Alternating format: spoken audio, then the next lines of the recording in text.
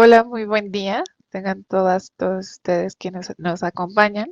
Desde la Comisión Interna para la Igualdad de Género de la Defensoría de los Derechos Universitarios de Igualdad y Atención de la Violencia de Género de la UNAM, les damos la más cordial de las bienvenidas a esta charla que el día de hoy nos trae el tema convenio sobre la violencia y el acoso en el ambiente laboral. Es el convenio 190 de la OIT. Y para hablar respecto a este tema y introducirnos más, a involucrarnos más con lo que recientemente ha ratificado el Senado en nuestro país, está Andrea García, quien es politóloga por la Universidad Nacional Autónoma de México y actualmente es coordinadora de igualdad de oportunidades en Uni Americans, es la oficina regional de Uni Global Union, un sindicato global. Y bueno, pues vamos a hacer una sesión de preguntas para que Andrea nos vaya compartiendo respecto a este convenio, respecto al papel y la importancia de que México haya ratificado este convenio 190 y pues también en relación a qué nos falta por hacer y desde el papel de los sindicatos, qué es lo que podrían ayudar a que este convenio sea aplicable y pues en realidad no se quede solamente en el papel y en la ratificación y la cuestión protocolaria. Bienvenida, Andrea, y muchísimas gracias por compartir con la Defensoría en la UNAM respecto a este tema, que va a ser de mucho interés y relevancia para las personas que formamos parte de la oficina y también para las personas que formamos parte de la universidad, ir conociendo más respecto al convenio. Buenos días, Nami. Muchas gracias por la invitación. Bueno, Y pues empecemos con una de las primeras preguntas. Y es en relación a si es nuevo para México atender la violencia y el acoso en el espacio laboral. mira, yo primero que nada voy a hacer la aclaración de que no soy abogada, entonces muy seguramente si habrá compañeras abogadas que estén en la audiencia, podrán hacer precisiones al respecto. Voy a hablar en términos generales, pero yo te diría muy claramente que no es nuevo hablar de un marco normativo que proteja y que garantice tener espacios de trabajo libres de violencia y acoso, pero sí diría que lo que tenemos es poco, no es suficiente y podría ser mejor, ¿no? Por ejemplo, derivado de y aquí me voy a centrar en un punto, eh, una sola arista de muchas otras que hay, pero para que esto nos sirva como un ejemplo, ¿no? Derivado de la reforma laboral que se dio en el año 2019 a la Ley Federal del Trabajo, se estableció en el artículo 132 la implementación en acuerdo con los trabajadores de un protocolo para prevenir discriminación por razones de género y atención de casos de violencia y acoso u hostigamiento sexual, así como erradicar el trabajo forzoso e infantil. Es tal cual como lo establece el artículo 132. ¿Y qué es esto? ¿Qué es este protocolo que debería de existir en todas las empresas, en todos los centros de trabajo en el país? Bueno, es eso, es un marco que regule y prevenga toda esta violencia, acoso, hostigamiento sexual, discriminación por impacto de género y también las cuestiones de trabajo forzoso infantil, ¿no?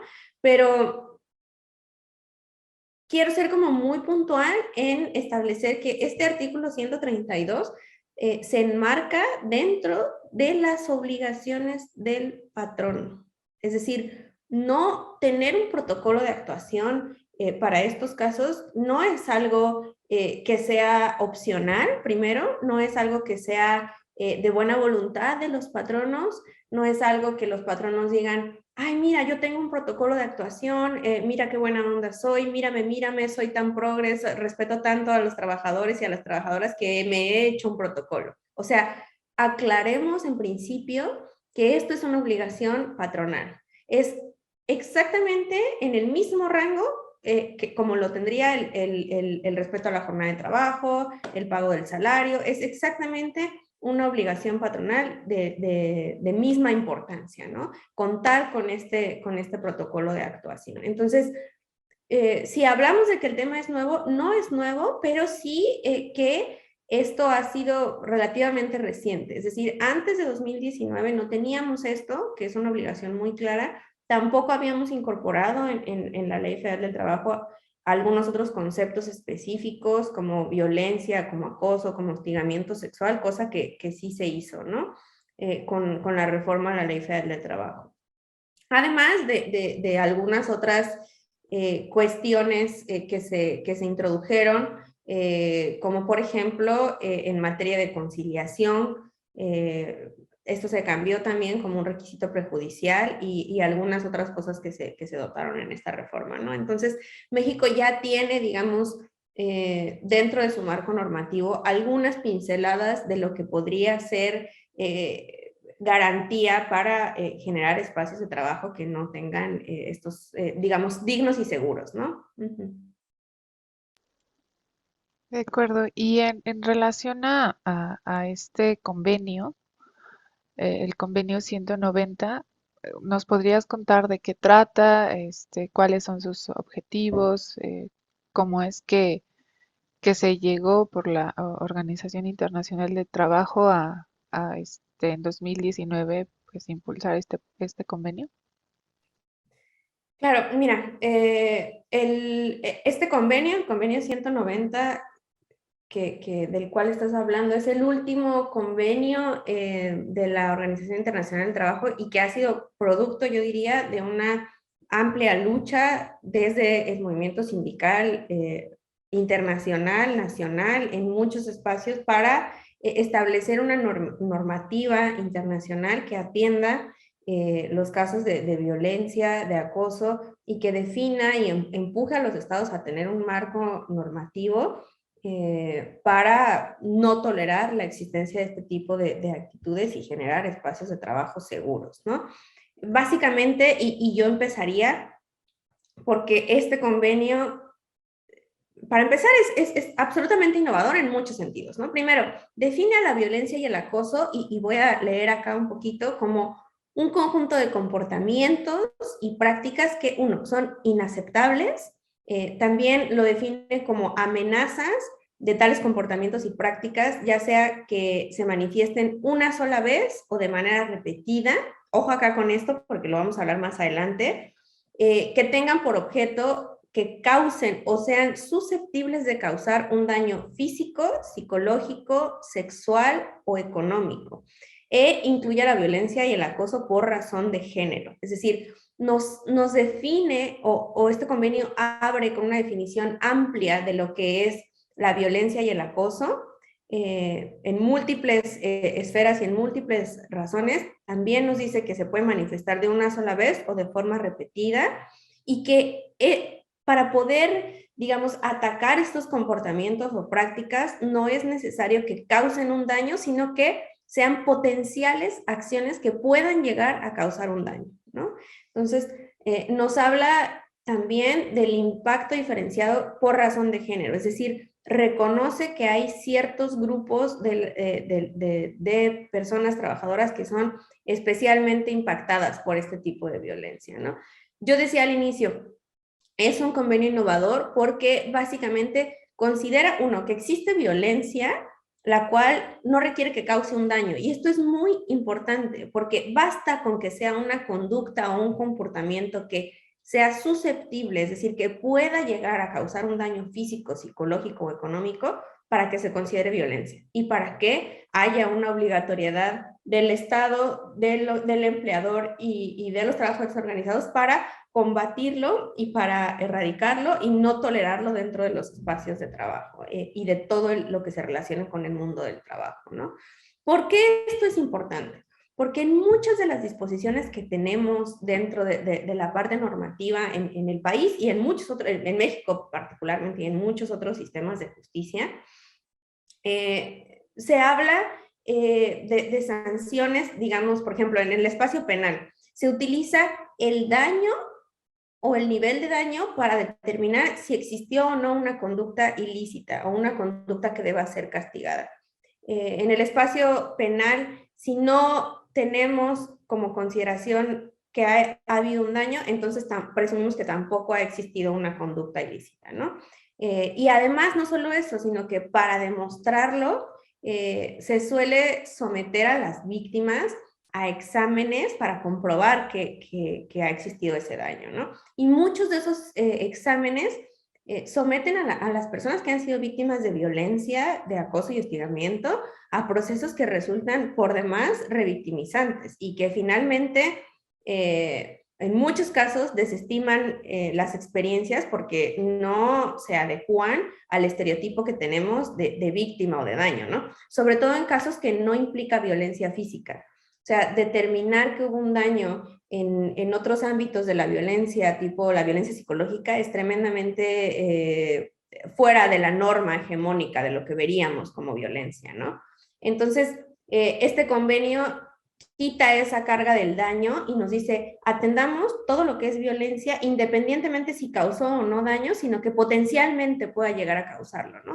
Es tremendamente poderoso eso, porque reconoce no solamente que hay múltiples formas de violencia que pueden suceder en el contexto del trabajo, que no necesariamente es física, verbal, sino también económica, psicológica, ¿no? Por ejemplo, cuando hablamos de violencia en razón de género para las mujeres en los espacios de trabajo, solemos pensar únicamente en la violencia sexual, en la parte del acoso físico, de la depredación sexual, que si bien afecta de manera desproporcionada a las mujeres, no es la única forma de violencia que se presenta en el mundo del trabajo, ¿no?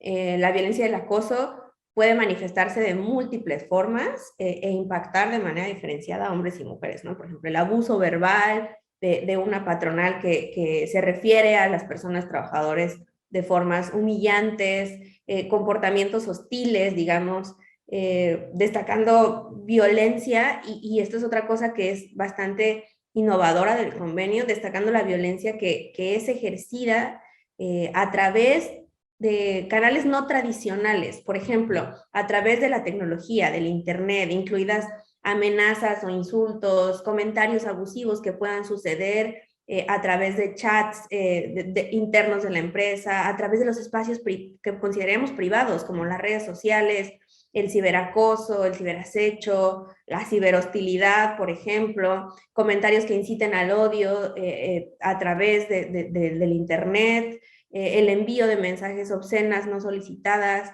¿Qué pasa si yo abro mi Facebook y recibo una imagen sexual no solicitada de parte de un compañero de trabajo, ¿no? Eso no sucede en el espacio de trabajo, pero sin embargo está vinculado con el mundo del trabajo. Y esta es otra cosa que hace muy importante y diferente a este convenio. Y es que no importa que la conducta de acoso, hostigamiento o violencia no suceda dentro del espacio físico característico que entendíamos como el centro de trabajo, sino que puede suceder con todo lo que tenga relación al mundo del trabajo. Esto es, los trayectos que yo hago entre mi casa y el trabajo y viceversa. Si estoy en una reunión de trabajo fuera de la oficina, por ejemplo, si estoy en una reunión en otro espacio, si estoy en un viaje, en un hotel, porque he viajado a un congreso que tenga que ver con el trabajo, si mi jefe, por ejemplo, me echó un aventón al metro y sucede algo en ese trayecto, todo eso está vinculado con el mundo del trabajo, y entonces lo que hace el convenio es extender esta parte, ¿no? Tradicionalmente tenemos los convenios de la OIT que nos hablan y aplican para el espacio laboral, pero el convenio 190 va mucho más allá, ¿no? Y habla de esta protección amplia. Y bueno, esto es muy diferente, lo hace totalmente innovador, y además también otra arista importante es que no importa si la conducta o este comportamiento violento sucede en una ocasión nada más o si el comportamiento es sistemático. Y esto también es muy relevante porque Tradicionalmente se suele entender el acoso como un comportamiento que sucede de forma reiterada, que es sistemático para que se configure como un delito. O sea, cuando hablamos de acoso, tradicionalmente hablamos de esto, de una conducta sistemática para que sea un delito. Y sin embargo, en el convenio 190 dice que no, o sea, dice que basta con que la violencia se haya manifestado una sola vez para que sea algo absolutamente no tolerable, para que tengamos que atenderla independientemente de que esta conducta persista o no. O sea, no podemos soportar estas conductas ni aunque sean una sola vez, ¿no?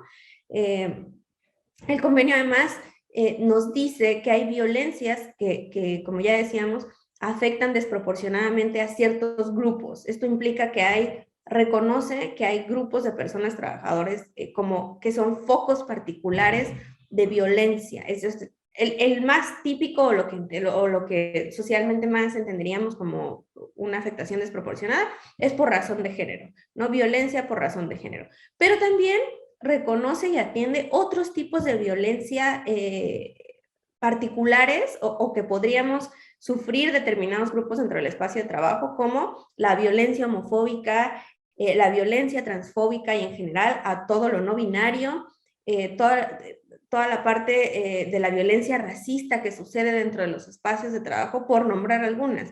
¿Y esto por qué es importante? Porque básicamente al reconocerlas con esta distinción, el convenio impone una obligación de adoptar una legislación que garantice el derecho a la igualdad y no discriminación en el empleo, que incluya precisamente una atención especializada a estos grupos, ¿no? A la violencia por razón de género, a la homofóbica, transfóbica y en general todo el espectro de disidencias, por nombrarlo algunos ejemplos particulares, ¿no?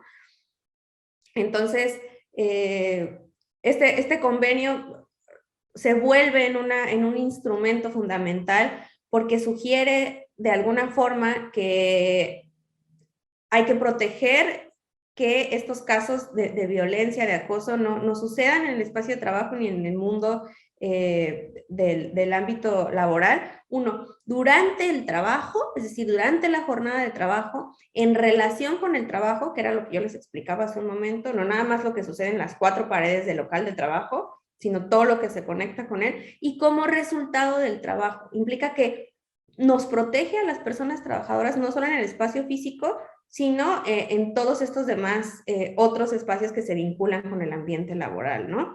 Incluir los medios electrónicos, como ya veíamos, bueno, las comunicaciones, si mi jefe me manda un WhatsApp, por ejemplo, si me manda un mensaje de texto, o no solamente, y esto es otra cosa, no se limita a la violencia que puede suceder estructuralmente en una línea de jerarquía. Casi todos los convenios que tenemos en OIT los asumen o ponen una responsabilidad particular en la patronal, y sin embargo acá cuando hablamos de violencia y acoso, también hablamos de eso que puede suceder de manera en un mismo espacio, ¿no? De manera horizontal. Entonces, hablamos de fijar la responsabilidad que tienen la patronal, los empleadores, para atender los casos de agresores en el lugar de trabajo, pero también entendiendo que este tipo de violencias pueden ocurrir entre pares. Entonces, no nada más nos protege frente al empleador, a las personas trabajadoras, sino frente a otros compañeros de trabajo, y nos protege frente a terceros. Y esto resulta fundamental si tomamos en cuenta como yo decía, la violencia puede ser ejercida por diferentes actores, ¿no? Para poner un ejemplo, cuando hablamos de violencia sexual en el espacio de trabajo, esta mayoritariamente se ejerce entre pares, no únicamente por las figuras de autoridad o que representen a la patronal. Si pensamos en ejemplos todavía más específicos, por ejemplo, pensemos en la industria audiovisual, de artes escénicas.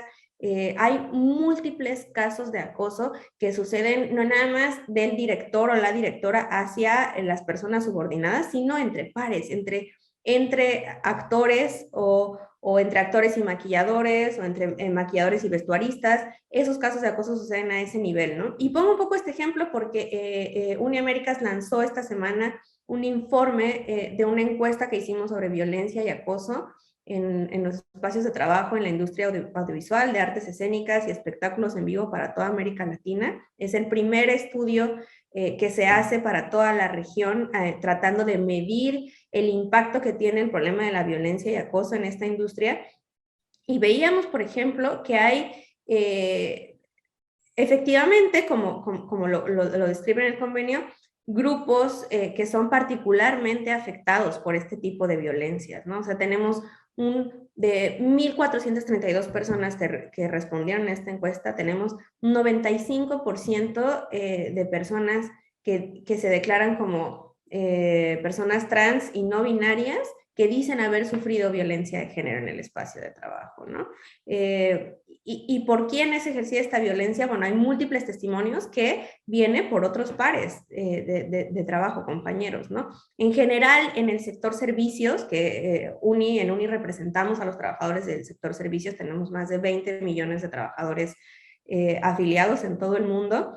En general, en este sector, las personas trabajadoras se enfrentan a situaciones que los exponen de una forma diferente a la violencia, digamos, jerárquica, ¿no? La violencia que es ejercida por clientes o por los proveedores de la empresa donde yo trabajo, este convenio por su diseño ahora también nos va a proteger, ¿no? No solamente frente a los actos de la patronal, sino frente a los actos de terceros, ¿no?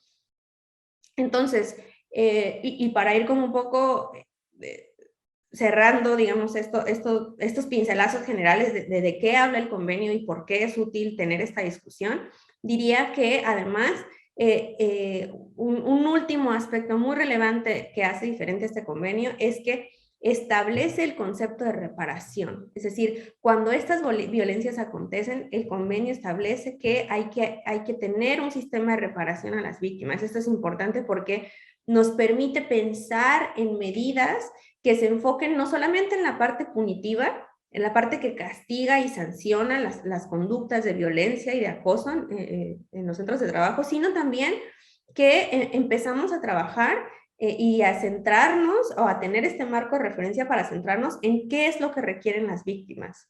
O sea, ¿qué pasa con una persona trabajadora que ha sido víctima de acoso y de violencia, tanto a nivel individual como para reparar el daño, pero también los cambios institucionales que requieren hacer las empresas para garantizar que no se vuelva a repetir esa conducta de acoso, ¿no? Entonces, empezar a transitar también desde el mundo sindical hacia la demanda de la garantía de no repetición de los casos de acoso y violencia en los espacios de trabajo, ¿no? Entonces, en general, si tú, para responder más aterrizadamente a esta pregunta de qué va el convenio 190, bueno, va de todo esto, de una protección a las personas trabajadoras para erradicar, digamos, todo tipo de violencia y acoso en los espacios de trabajo.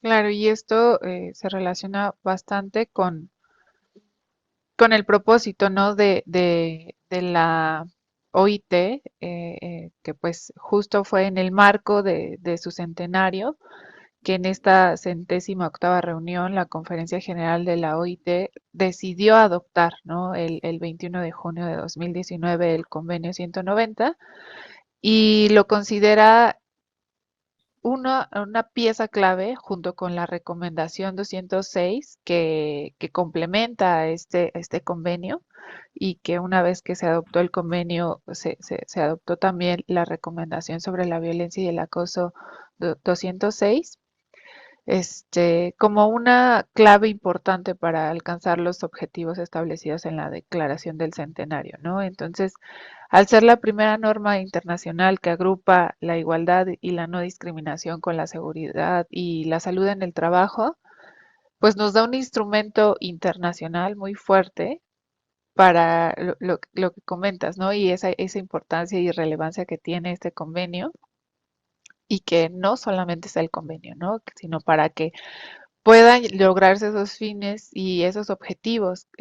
También está ya la recomendación también adoptada el 21 de junio de 2019 y que tiene pues también mucho de la prevención, sensibilización y la protección, ¿no? De qué disposiciones tomar sobre la seguridad y salud en el trabajo, qué disposiciones o políticas adoptar para erradicar el acoso y la violencia, incluida la violencia por motivos y cuestiones de género, y también cómo nos podemos preparar, ¿no? O cuáles van a ser los recursos, porque a veces mucho es el discurso, ¿no? De qué manera lo vamos a hacer, no sabemos cómo puede ser una indemnización apropiada en relación a los daños que se causaron a la persona trabajadora por alguna cuestión de violencia, cuál va a ser el trato que debería percibir y sentir y así recibir una víctima de violencia, ¿no? Y acoso en el mundo del trabajo. Entonces, estos dos instrumentos internacionales nos dan muchísimo, muchísimo para que podamos trabajar y tener un ambiente más seguro. Y de ahí es, pues ahora la vinculación, ¿no? De nuestra siguiente pregunta, Andrea, en sentido de cuál es la importancia de que México haya ratificado el 15 de marzo de 2022 por unanimidad del Senado de la República, pues aprueba sumarse, ¿no? A la ratificación de este convenio, siendo el país número 12 que lo adopta, buscando esta erradicación, ¿no? Y la violencia y el acoso laboral. ¿Cuál es la importancia de esto? Si nos puedes compartir un poco más. Claro, mira, el convenio, digamos, y la recomendación, una vez que ha sido ratificada por un país, exige que el Estado que ha ratificado adopte una serie de medidas de diversos ámbitos, principalmente a través del fortalecimiento de la normativa laboral, para adecuarlo a la parte nacional, ¿no? O sea, bajar a tierra lo que dice el convenio y hacer todo un proceso de lo que llamamos, entendemos muchas veces como armonización legislativa. ¿Y qué es esto? O sea, poner en armonía el entramado normativo legal nacional con el mismo sentido de lo que establece el convenio, ¿no? Abre esta posibilidad de la implementación de disposiciones legales que prevean políticas, diagnósticos, mecanismos de prevención adecuados en los centros de trabajo, hasta la existencia de, o más allá que la existencia, digamos, el, el, el empuje hacia el perfeccionamiento de mecanismos que ya existan, como la inspección, por ejemplo, mecanismos de inspección efectivos para prevenir, sancionar y evitar que sucedan estos casos de acoso y de violencia, ¿no? Entonces, nos habla, digamos, de este proceso de adecuación de la obligatoriedad que tiene un Estado de adecuar su normativa nacional a el sentido del convenio, ¿no? Actualmente, por ejemplo, Uruguay y Argentina son los países del continente americano en donde el convenio ya entró en vigor y en donde los sindicatos, junto con las centrales, tuvieron un papel fundamental en ese proceso de ratificación, ¿no? Antes de México, Perú, en febrero del año 2022, el Congreso igual allá aprobó por una mayoría la ratificación del convenio, y esto, de nuevo, se dio gracias al trabajo coordinado de sindicatos, organizaciones sociales y otros aliados que coordinaron de forma articulada y conjunta la discusión de esta problemática de violencia y acoso, ¿no? Para así lograr, digamos, hacer una incidencia en el Congreso y lograr los votos, al igual que sucedió también en México, ¿no? Ya que haya una intención del Ejecutivo de enviar a discusión, digamos, el convenio al Congreso y que el Congreso le haya votado en mayoría, en el caso mexicano el Senado, es bastante positivo, pero hay todavía un camino más largo que recorrer, ¿no? Sí, y principalmente también en relación a que el convenio todavía no es aplicable como una ley, ¿no? Tanto que el convenio tiene que ser depositado ante la OIT y a partir de que se da su depósito, tiene un año para que entre en vigor, ¿no? Y en ese sentido, pues sí, ya es un avance importante, como lo mencionas, y la intención de que ya se haya ratificado y se haya hecho esto público por el país mexicano, pues también nos hace falta como seguir ese protocolo, ¿no? Y así dar por cumplido y dar eh, ahora sí el banderazo para que podamos iniciar estos trabajos con el convenio y pues también empiece a aplicar, ¿no? El instrumento dentro de nuestro país. Esto es como sumamente importante. Y ahorita mencionabas, Andrea, y eso va muy de la mano con la siguiente pregunta, la fuerza que tuvo en otros países el sindicalismo, ¿no? Las uniones sindicales, la lucha, la defensa de la clase trabajadora. Cuéntanos cuál va a ser el papel y cuál ha sido el papel ante estos antecedentes que ya existen de los sindicatos para la aplicación de este convenio y la recomendación. Claro. Yo, yo te diría, Noemí, por ejemplo, que el papel de las personas trabajadoras organizadas, eh, hay un rol que juega el sindicalismo, ahora sí que antes y después de que se ratifique un convenio, ¿no? Y durante, casi, casi, ¿no? Mientras que los estados, digamos, se comprometen a ratificar el convenio, a adecuar las leyes y todo lo demás, los sindicatos ya en sí hemos sido actores fundamentales para garantizar que de alguna forma estas recomendaciones que se hacen en los convenios puedan irse aplicando, ¿no? Mediante un instrumento esencial del sindicalismo que es la negociación colectiva. Yo te diría que en toda América Latina, muchos de nuestros afiliados en Uniaméricas han de hecho ya incorporado algunas de las disposiciones que contiene el convenio en sus pliegos de peticiones y en sus demandas de negociación colectivas, y muchos de ellos han incorporado el sentido en sus resultados de negociación, que son la contratación colectiva, ¿no? Entonces, ¿de qué estamos hablando? Estamos hablando de que el convenio ya no se queda nada más en un instrumento que es esta gran sombrilla global, internacional, sino que los sindicatos la han transformado en ley a través de sus convenios colectivos, ¿no? A través de la negociación colectiva, ¿no? Han incluido puntos muy específicos, cláusulas muy puntuales para o que nos permitan ir trabajando en la erradicación de la violencia y el acoso laboral en las empresas, contando con garantías como muy específicas, ¿no? Digamos, eso es la lucha para mí clave que están dando muchos de los sindicatos en aquellos países donde no necesariamente ya está ratificado el convenio, pero ya lo están transformando en una realidad en sus espacios de trabajo, ¿no? O sea, hay un papel del movimiento sindical para decir, ok, si el Estado en donde estoy no se compromete a la ratificación, igual hay cosas que podemos seguir haciendo, ¿no? Eso por poner un ejemplo como muy puntual. Para hablar en términos esperanzadores, pues, para muchos de los países donde todavía la ratificación no se da.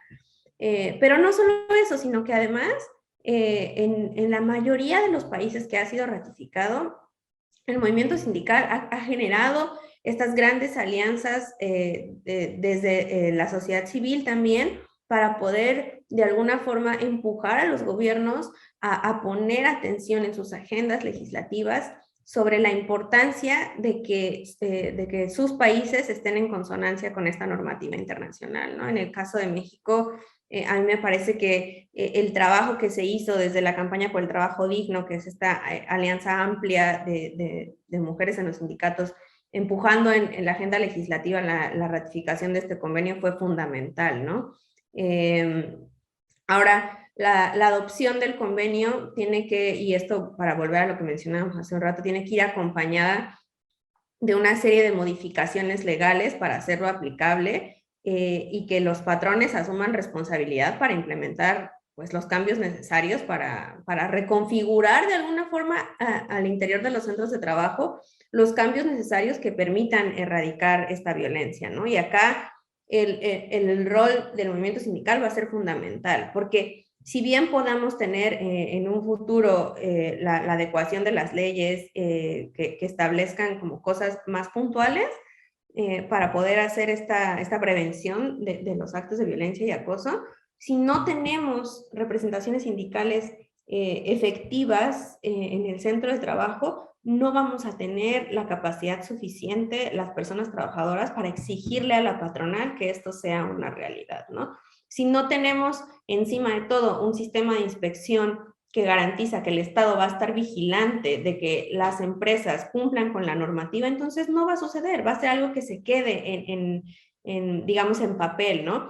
Cambios y derechos que hemos conquistado las personas trabajadoras, realmente es claro que han venido de procesos organizativos, de contar con esa representación efectiva para empujar a los empleadores a asumir la responsabilidad cotidianamente en el centro de trabajo, ¿no?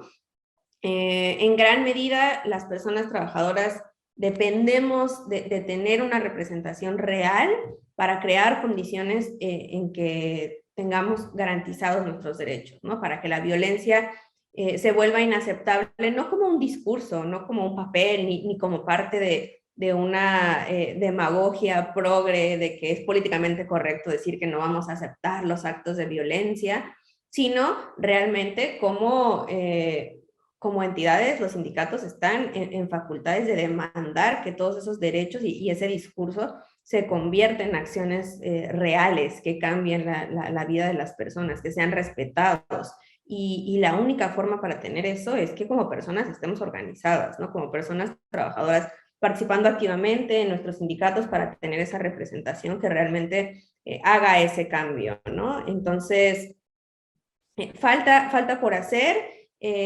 También es cierto que se ha hecho un montón, si no, no tendríamos esta misma ratificación, pero ahora que México va a hacer, digamos, hablabas tú hace un momento de que del tiempo o esa ventana de tiempo que transcurre entre que el Senado ratifica el convenio, el Ejecutivo deposita el convenio en la OIT y después tenemos un año como de tiempo para poder, como gobierno, como país, para poder adecuar la normativa nacional. También va a ser un año intenso para el movimiento sindical, para tratar de entender de qué va el convenio, ¿no? Y verlo como cómo podemos ir aterrizándolo, no nada más en las negociaciones colectivas, sino que para cuando entre en vigor, realmente los sindicatos tengan un papel clave para exigir su adecuada implementación y acompañen y presionen las instituciones del Estado para que realmente esto se aplique, ¿no?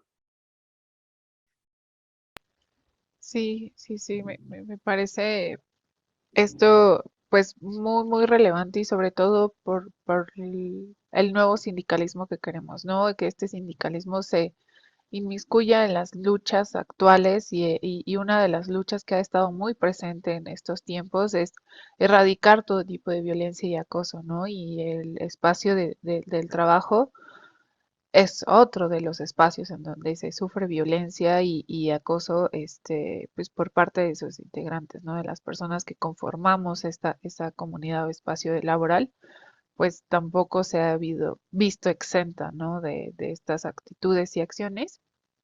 Y bueno, nada más igual para recapitular un poco lo que decías en cuanto a los países que está en vigor ya actualmente el convenio, está de América, pues Argentina y Uruguay, Fiji, Namibia y Somalia son otros de los países en los que ya está en vigor este convenio. Y quienes todavía está pendiente de que entre en vigor es Ecuador, Grecia, Italia, Mauricio, Reino Unido de la Gran Bretaña e Irlanda y Sudáfrica, ¿no? Ya depositaron el instrumento ante la OIT, pero todavía no entra en vigor. Y este va a ser un año en donde entre en vigor en todos estos, en estos otros países, ¿no? Que todavía falta o está pendiente porque ya sea una obligación en la legislación.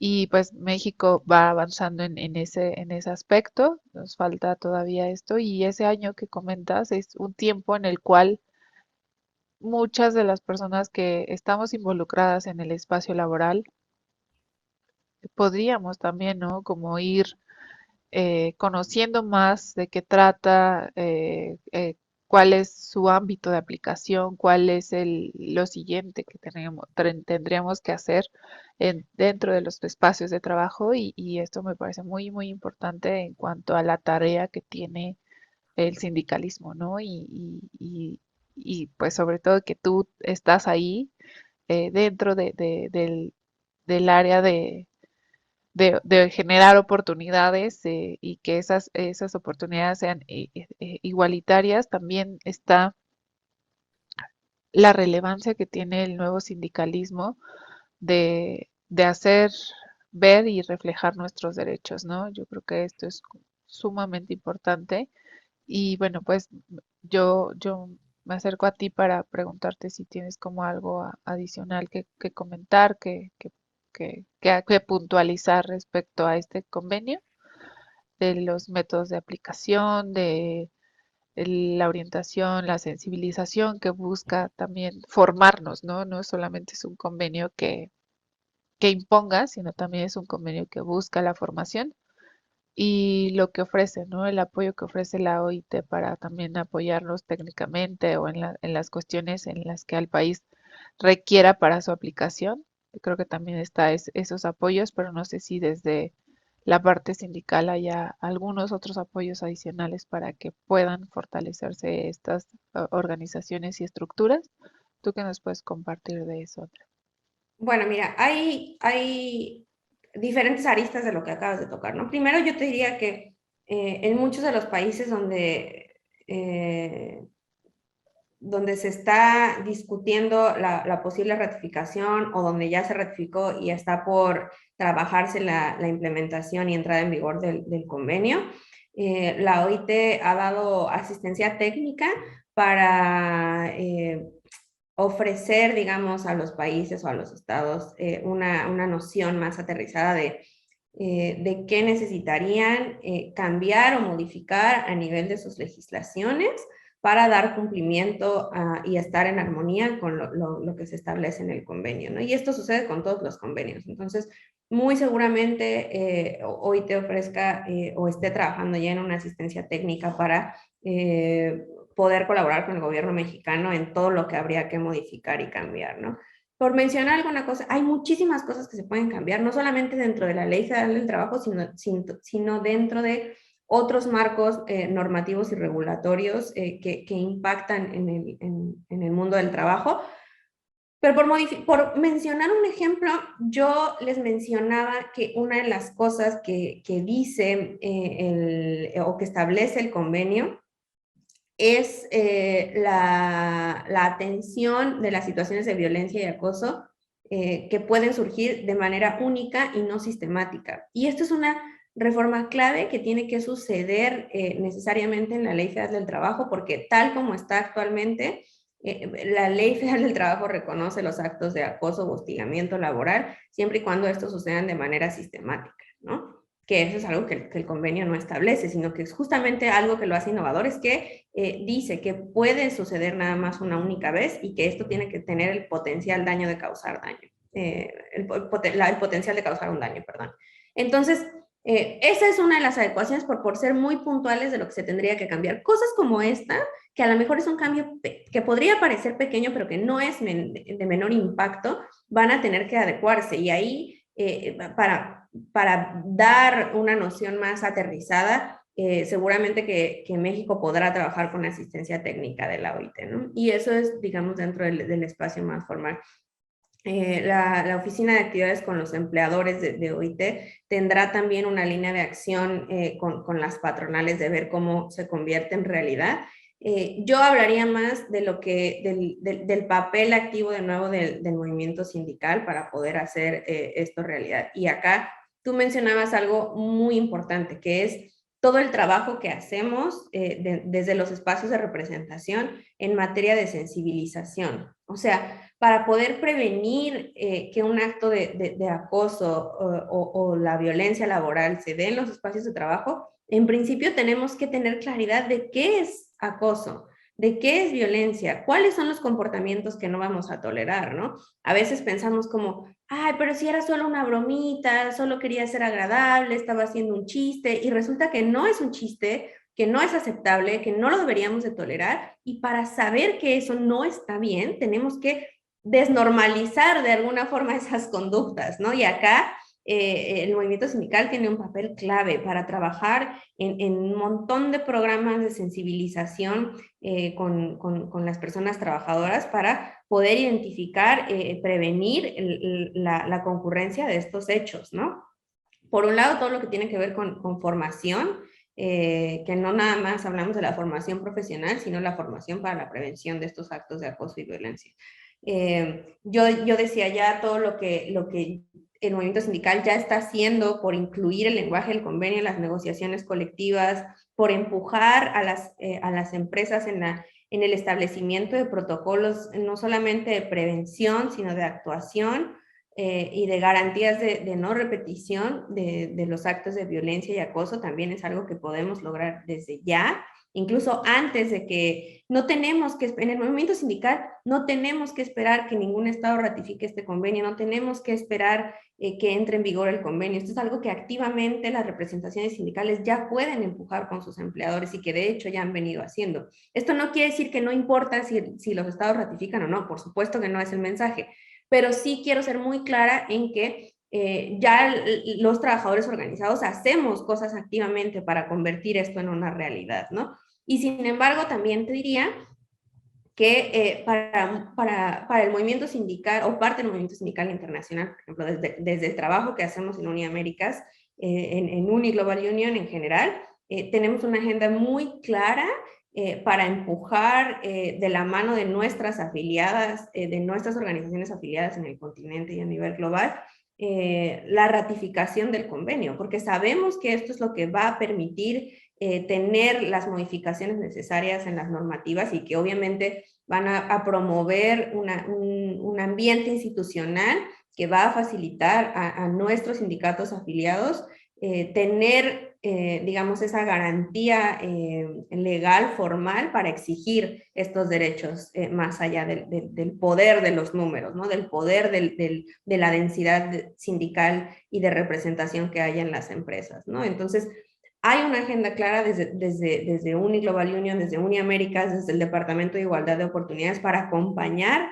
en esta lucha por la ratificación a nuestros afiliados en todos los países donde tenemos presencia para poder tener y hacer de este convenio una realidad, no nada más en la normativa internacional como una declaración de no tolerancia de la violencia y el acoso, sino en transformarlo en una realidad, ¿no? Entonces, eso te diría. Muchas gracias, Andrea. Igual en este punto me gustaría de cierta manera recordar que y señalar que este convenio recuerda, ¿no? Otros instrumentos internacionales pertinentes, como la Declaración Universal de los Derechos Humanos, el Pacto Internacional de Derechos Civiles y Políticos, la Convención sobre la Eliminación de todas las formas de discriminación contra la mujer, la Convención sobre los Derechos de las Personas con Discapacidad y pues es también el punto importante de visibilizar que todas estas personas ya están dentro de nuestros centros de trabajo, ¿no? Dentro de nuestros espacios laborales, también las personas migrantes y sus familiares, ¿no? Entonces, el hecho de que el convenio 190 haga un recordatorio a estos instrumentos internacionales, también me parece una forma muy buena de visibilizar quienes ya formamos parte de estos espacios, ¿no? Y eso habla mucho de estas eh, acciones planificadas de transversalizar, ¿no? Incluyendo la legislación, las políticas, los programas, en cualquiera de las áreas y en todos los niveles, y particularmente todas las disciplinas, ¿no? Tenemos a ti como este en el área de las ciencias políticas, cómo se han ido generando estas acciones de transversalización y la importancia que tiene, ¿no? Pero en este punto, ¿cómo es que tú lo ves, ¿no? ¿Cómo es que para ti te parece importante que se atraviese varios campos sin pertenecer exclusivamente al ámbito legal, ¿no? Sin que la obligación únicamente la tenga el ámbito legal. ¿Cómo es que tú le das esa fuerza, ¿no? En la transversalización y qué es lo que nos puedes compartir al respecto, igual como a manera de que contemples esta duda y que inclusive personal en tus consideraciones finales, ¿no? Para ir como cerrando esta charla que la verdad ha sido muy fructífera y muy de mucho apoyo para todas las personas que formamos parte de un entorno laboral. Claro. Bueno, yo, yo te diría, Noemí, que si bien es cierto que en el caso de México, como en muchos otros países, todas las personas tenemos reconocidas una igualdad ante la ley, ¿no? En el ámbito formal, la ley nos reconoce como sujetos de derechos con igualdad de condiciones. Y sin embargo, lo que sucede en la realidad, desafortunadamente, y particularmente en el mundo laboral, es que no existe una igualdad de oportunidades tal cual para todas las personas que pertenecemos o que nos incorporamos al mercado laboral, ¿no? Tal como lo establece el convenio y en general como sucede en la vida, hay impactos diferenciados entre hombres y mujeres trabajadoras en el mercado de trabajo y es necesario tomar acciones afirmativas para acabar con esas brechas de desigualdad, no nada más entre hombres y mujeres, sino entre grupos que son particularmente afectados por situaciones de discriminación, ¿no? Esto que ya tú mencionabas, las personas migrantes, las personas con discapacidad, personas que pertenecen a ciertas etnias o que hablan ciertas lenguas y que no hay condiciones suficientes para que se incorporen sin discriminación al espacio de trabajo. Y esa lucha que hay que dar para poder realmente ser sujetos de derechos en igualdad de condiciones ante la ley, no nada más la tenemos que dar desde el aspecto legal, ¿no? Es algo que hay que dar muchas veces de forma organizada, más allá de que pertenezca esto al mundo normativo, en las calles, en los espacios de diálogo, en los espacios de tomas de decisión, en donde se gestan, digamos, las políticas públicas, los programas, y bueno, trabajar, yo diría, o acercarnos o pensar un mundo con justicia social, con menos desigualdad y o acercándonos hacia una igualdad de oportunidades para todas las personas trabajadoras, implica el reconocimiento también de una urgente necesidad de representar los intereses de los grupos más vulnerables de la población trabajadora, ¿no? No solamente, y vuelvo al punto, no solamente los impactos en razón de género como tal, sino todas las personas de otros espectros, los trabajadores trans, no binarios, en general todas las disidencias, los trabajadores indígenas y un montón de otros grupos vulnerables que tenemos cómo desde los espacios sindicales, particularmente hablando de mi perspectiva personal, garantizamos poder hacer una representación efectiva de esos intereses para construir ese mundo de igualdades que queremos generar, ¿no? Y esto pasa no solamente por tener más o mejores cuerpos normativos, leyes mucho más acabadas, sino pasa por también tener estructuras de representación cotidianas que actúen en nuestro espacio de trabajo para defender y aplicar esas leyes, para mejorarlas, para empujar nuevas normativas, ¿no? O sea, necesitamos tener un nivel de vigilancia y de actuación a nivel del piso de producción, del espacio donde nos movemos, donde pasamos jornadas de 8, 10, 12 horas de trabajo, necesitamos tener una representación que vele por esos intereses en el cotidiano y que realmente represente las necesidades que estamos teniendo los grupos más vulnerables de personas trabajadoras para generar esa igualdad de oportunidades, ¿no? Y yo te diría que ese campo de lucha no pertenece solamente al aspecto legal, no pertenece solamente al mundo, digamos, que nuestros colegas abogados hacen la procuración de normativas, sino que nos atañe y nos pone una responsabilidad a todas las personas trabajadoras que vamos a poder acercarnos a estos cambios sí y solo si nos organizamos. Sí y solo si pertenecemos a nuestras estructuras sindicales, si participamos, si empujamos a nuestras directivas para que demanden los derechos que necesitamos, y eso nos atraviesa como sociedad mucho más allá incluso del grado académico, ¿no? Entonces yo por ahí cerraría esa reflexión diciendo que construimos ese mundo de igualdad de oportunidades y de justicia social desde diferentes espacios o trincheras y donde todos tenemos como un papel de forma organizada y en una acción colectiva directa, ¿no?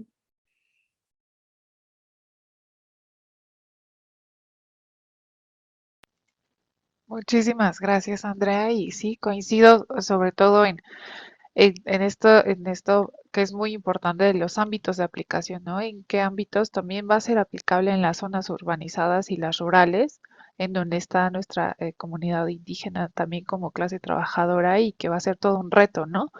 Y otra parte, la que me hacía cuestionar también que va a ser un reto enorme, es que este convenio también es aplicable para la economía informal, ¿no? Y, o sea, va a ser aplicable en sectores públicos, privados, y en la economía formal y en la economía no informal. Entonces, sigue la constante, ¿no? De los retos que tiene nuestro mundo del trabajo, nuestras autoridades laborales para, eh, pues, garantizar, ¿no? Todo esto también en espacios informales. Ahí va a ser, me parece que un reto grandísimo y que desde el, los inicios y las organizaciones que se van sumando por la lucha y defensa de sus derechos dentro de los sectores informales, pues ha sido un papel muy importante para que llegue a concluirse con una formalidad, pero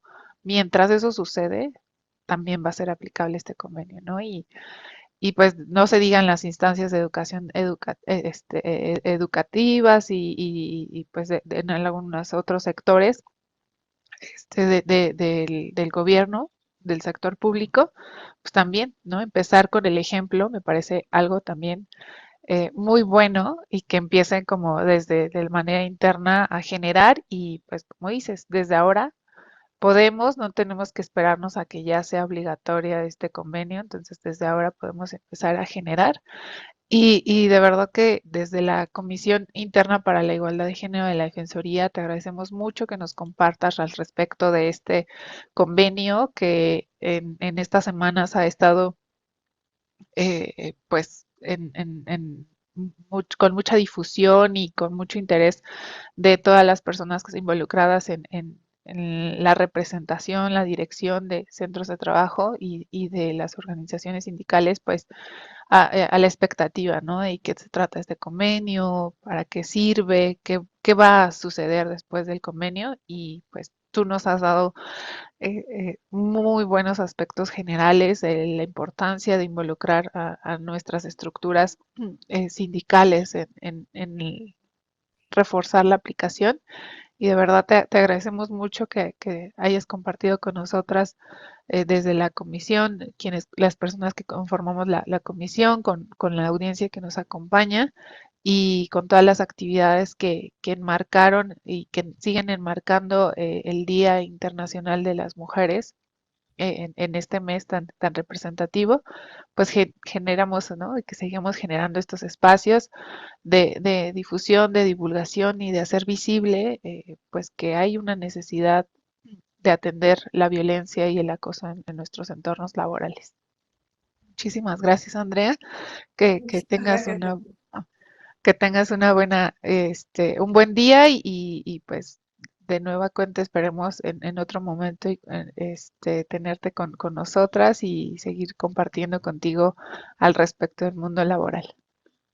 Claro que sí. Que Gracias a estés muy ustedes y a la bien. audiencia. Chao. Gracias.